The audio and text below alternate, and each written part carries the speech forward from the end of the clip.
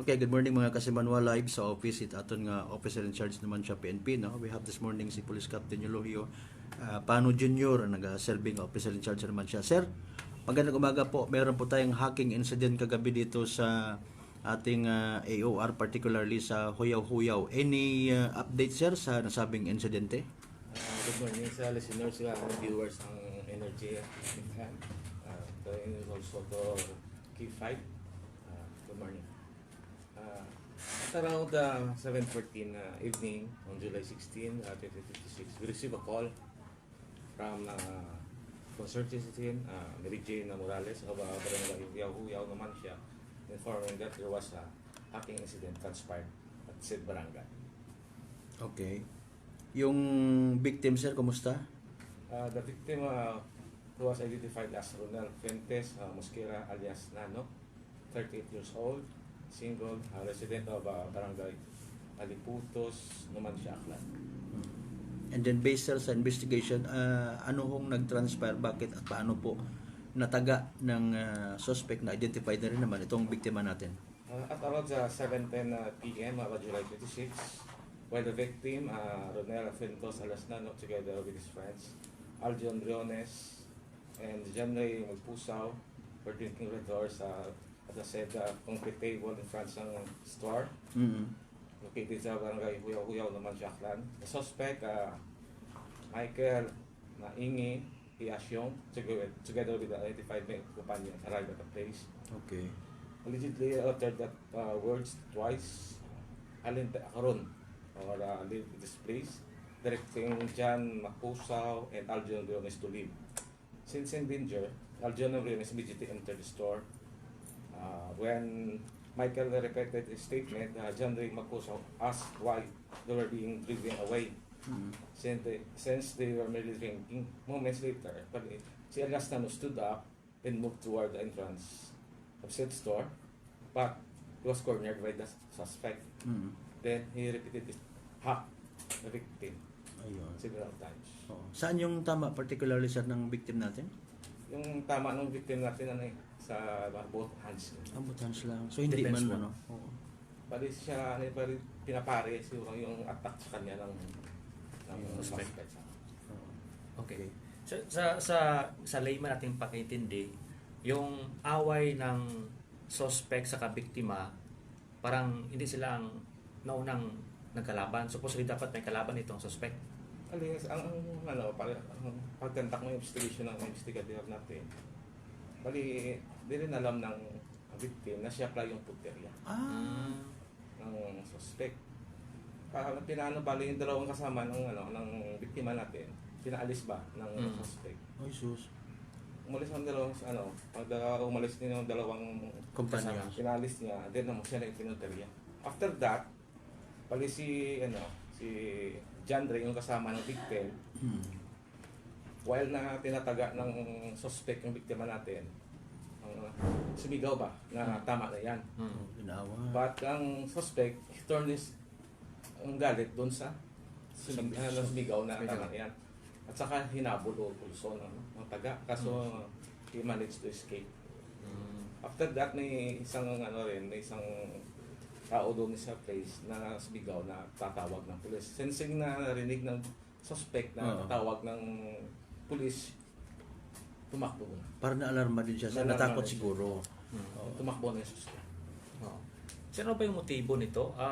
Dati ba itong alitan at kaya nangyari itong insidente nito? According sa investigator natin, pagkandak yung investigation, hindi rin alam ng victim na siya pala yung puterya ng suspect. Okay. So, saan na ngayon yung suspect, by the way, sir? As of this time?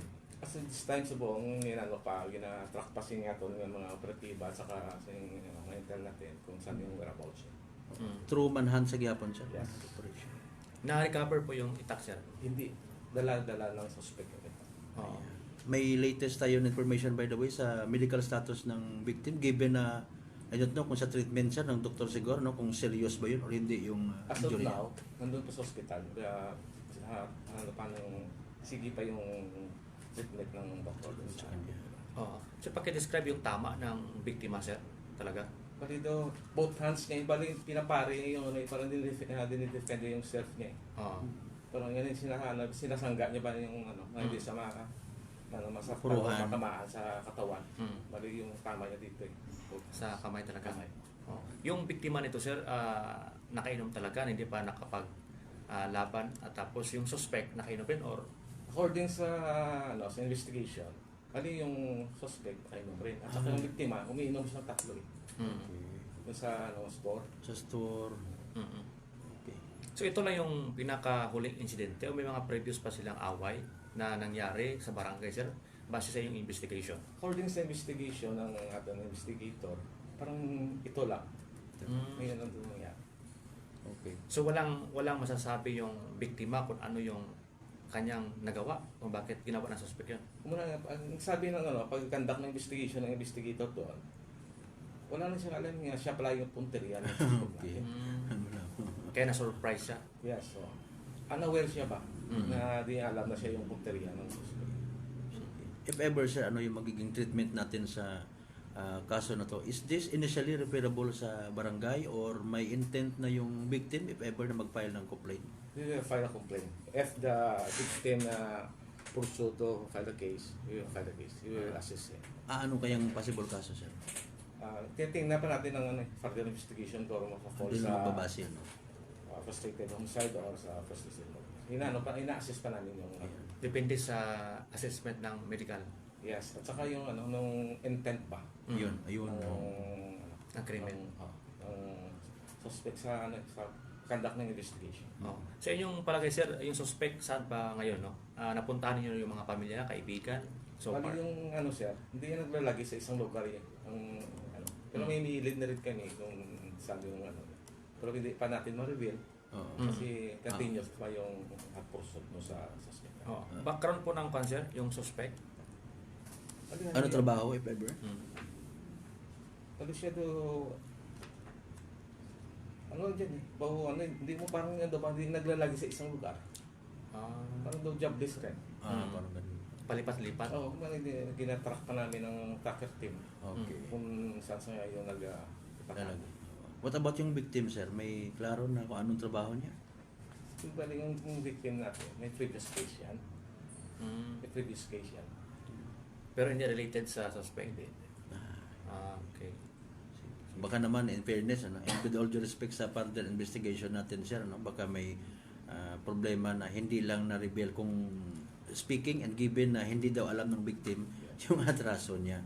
Okay, sige. Baka may gusto tayo, sir, ipaabot sa suspect or sa pamilya nito para may encouragement? Yun nga, yung sa ating suspect na si Michael Nainggi. Aninggi, i-assume. Ano siya, hindi talaga. We will assess nyo if gusto niya mag-surrender. Ayun. Para niya pa, makiriring yung Pangalan niya. pangalan niya, kung ano pa talaga yung totoong nangyari. Sige. Ngayon siya sa Municipal Police Station are willing na mag-voluntary surrender para i-assist natin at saka maalaman natin yung totoo ang nangyari talaga. Ayun. Sir, makapasok pa ba ito sa manhunt operation ng ating PNP or Yes, if there is a continuous pa. hot pursuit operation against the suspect. so continuous pa ngayon? Yes. May mga Okay. tracker team mo rin tayo na nag-monitor kung saan talaga siya. In-encourage ba natin dyan, sir, in fairness, yung suspect na isurrender pati yung ginamit niyang bulok? Yes. Kung sa mga pamilya ng ating suspect, willing talaga kami na kung mag-surrender siya, sabi lang ang pamilya kung nasaan siya, tutulungan at puntaan naman. Naman siya sa police station. At may mga witness naman na willing na mag-testify? Yes, yung kasama ng dalawa, ang victim, ng dalawang ang dalawang kasama ng victim na umiinom. Sila yung nag-reveal, nag-disclose talaga kung ano ang totoong nangyari. Ayun. Sir, additional sir, Maraming salamat. na-mensahe sa mga man siya nun kasi pagdating nito sa mga ganitong mga pangyayari. We promise that ang naman siya PNP talaga full effort na bibigay ng na maging peaceful ang this town at saka lahat kami dito nagtutulungan para maging mapanatili na maging peaceful and orderly naman siya municipal. Maraming salamat po, sir. Magandang umaga, Thank you, sir. thank you.